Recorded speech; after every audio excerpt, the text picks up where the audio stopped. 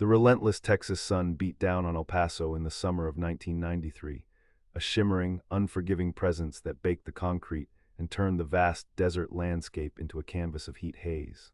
For Private Mark Jensen, a 21-year-old infantryman stationed at Fort Bliss, the heat was a constant, almost physical companion. He'd arrived in El Paso 2 years prior from a small, verdant town in rural Ohio, a place where summers were humid but gentler, where the horizon wasn't a stark, dusty line meeting an immense, indifferent sky. Mark was a good kid, earnest and a little green, but with a quiet determination that had seen him through basic training and into his role in the 3rd Armored Cavalry Regiment.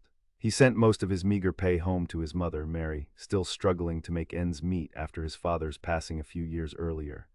He called her every Sunday, a ritual of connection that bridged the thousands of miles between them, his voice a steady comfort through the crackle of a long-distance line. His days were a structured monotony of drills, physical training, and unit maintenance.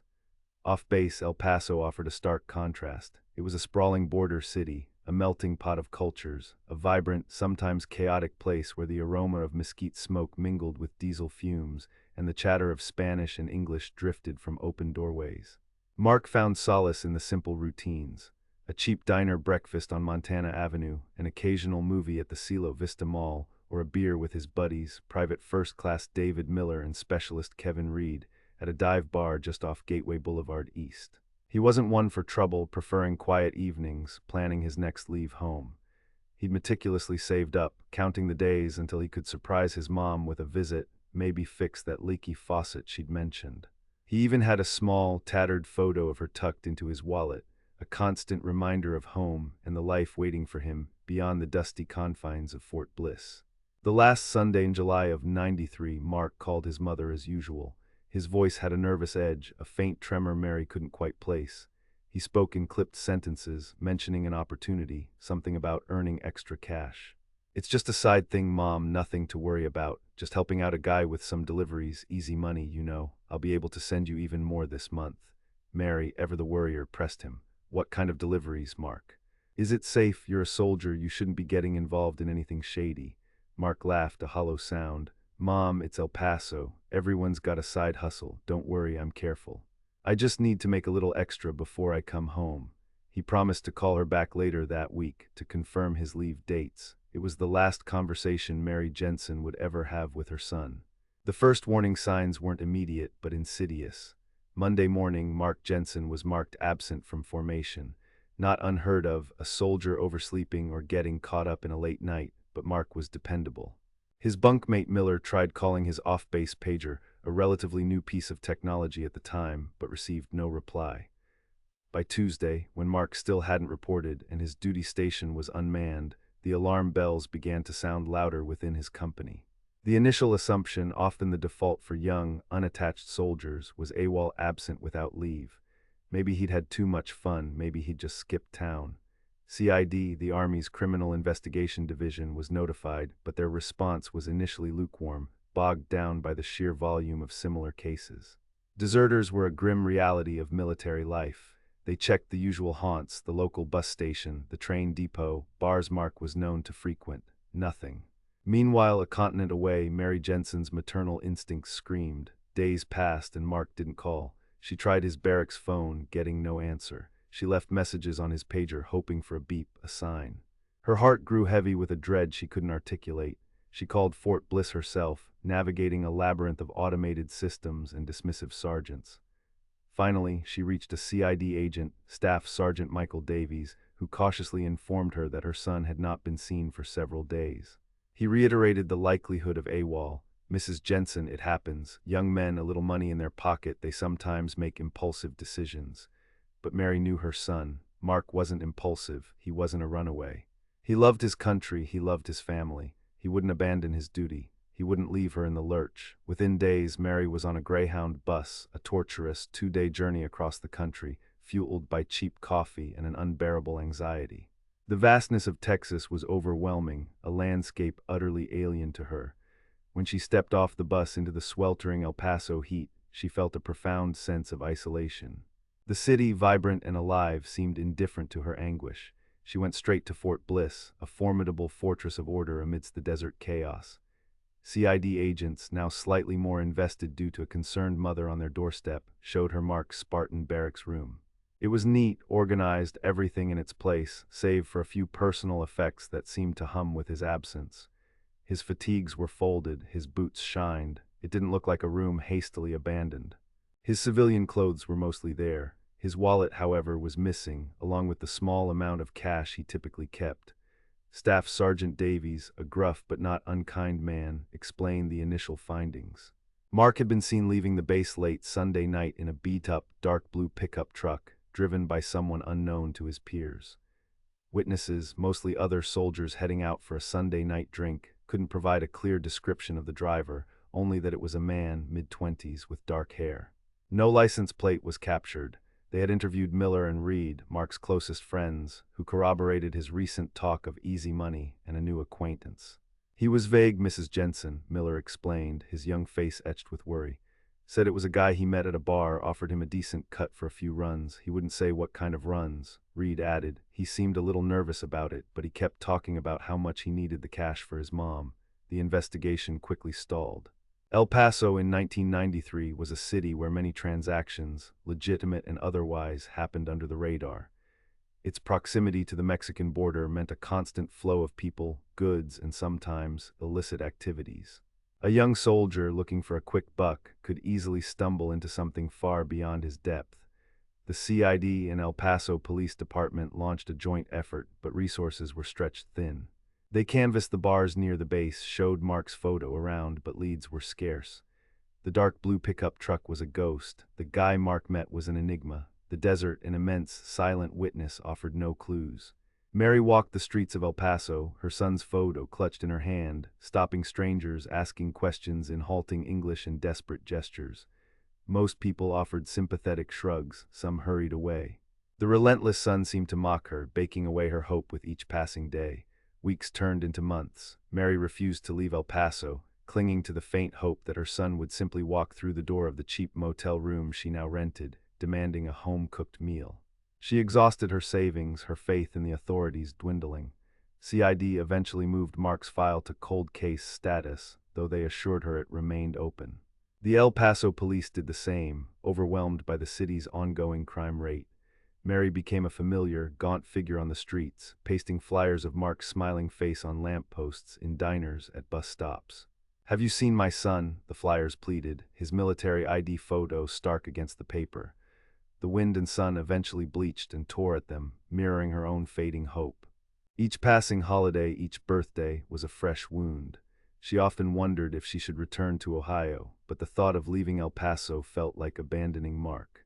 She haunted the Fort Bliss gates, watching young soldiers come and go, each face a cruel reminder of her son's absence. The years bled into one another, marked by the slow, agonizing erosion of hope. 1994, 1995, 1996, the world outside El Paso changed. The internet, once a novelty, became a household staple. Cell phones, bulky and expensive in '93, shrank and became ubiquitous. But for Mary Jensen, time had stopped. Her life was a stagnant pool of grief and unanswered questions. She worked odd jobs to survive, her small apartment slowly filling with boxes of old newspaper clippings, faded flyers, and the occasional letter from a sympathetic, but ultimately helpless, detective. She never stopped calling, never stopped writing, a relentless quiet force against the institutional amnesia that threatened to swallow Mark's memory whole. Her hair turned prematurely gray, her once bright eyes now held a haunted, distant look. She had become an accidental expert on cold cases, on missing persons, on the brutal indifference of the vast desert. Miller and Reed, Mark's old buddies, moved on, deployed to other bases, eventually discharged, their memories of Mark slowly dimming, replaced by new comrades and new conflicts. Then came 2005. 12 years had passed since Mark Jensen vanished into the El Paso night. The city had continued its relentless sprawl, pushing its boundaries further into the Chihuahuan desert. New housing developments sprung up where once there had been only scrub brush and rock. On a blistering afternoon in late August, a construction crew was breaking ground for a new subdivision, Desert Bloom Estates, several miles east of where Gateway Boulevard used to abruptly end, now a bustling thoroughfare. They were digging foundations for a new cul-de-sac, the heavy machinery churning up ancient earth. the excavator operator, a man named Roberto Flores, noticed something unusual in the scoop of dirt, a glint of dull metal. He powered down the machine, climbed out, and approached the spot. What he found sent a chill through him that no desert sun could dispel. It was a small, tarnished military dog tag bearing the faded inscription, Jensen Mark Oneg. U.S. Army, nearby partially exposed, was a human femur bone, bleached white by the sun and years of burial. The crew immediately halted work and contacted the El Paso County Sheriff's Office. The scene was quickly secured, a flurry of flashing lights and official vehicles converging on the quiet construction site. Forensic anthropologists from the University of Texas at El Paso were called in, along with sheriff's deputies and a team from the CID, who, remarkably, still had a file on Private Mark Jensen. The excavation was meticulous, a grim archaeological dig. Beneath several feet of compacted earth, they uncovered the remarkably intact skeletal remains of a young man. The body had been shallowly buried, likely hastily, and the arid desert climate had preserved it to a degree, though decomposition had long since claimed all but bone and fragments of fabric.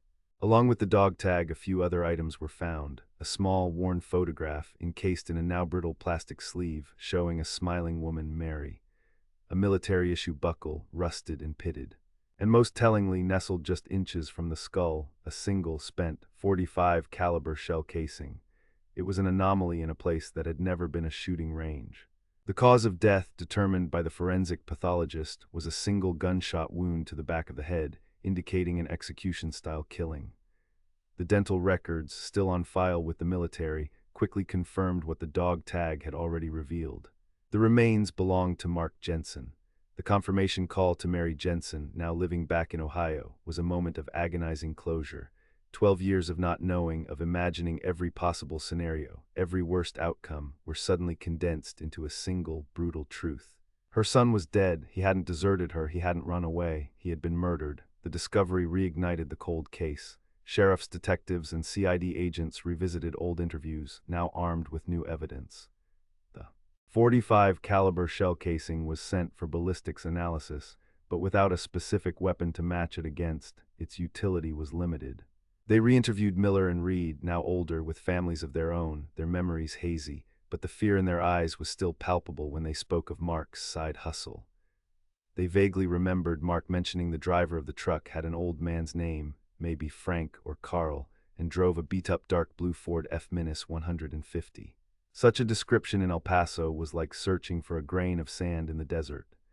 The new investigation, while bringing long-awaited answers about Mark's fate, struggled to identify his killer. The trail was 12 years cold, obscured by time, dust, and the transient nature of a border city. Witnesses had moved, memories had faded, and any physical evidence beyond the remains themselves had long since degraded or been lost. There were theories: a drug deal gone wrong, a robbery, an entanglement with a local criminal element Mark had unwittingly crossed. The easy money had likely come with an impossible price.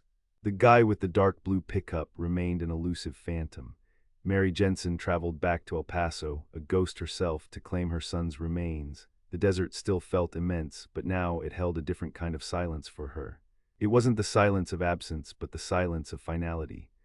Mark was laid to rest in a small cemetery in Ohio, under a sky that felt more familiar, surrounded by the green he had loved. There were no grand pronouncements, no dramatic arrests, no neat resolution to the dark chapter of his disappearance. Just the stark, brutal fact of his murder, a soldier swallowed by the vastness of the desert and the hidden dangers of a city he barely knew. His story a chilling reminder of lives forever changed by a single, fateful decision, and a mystery that, even 12 years later, left more questions than answers. The vast expanse of the desert, indifferent to human suffering, continued its silent watch, holding its secrets close. The culprit or culprits remained unpunished, lurking somewhere in the shadows, another ghost in the city of sun and dust.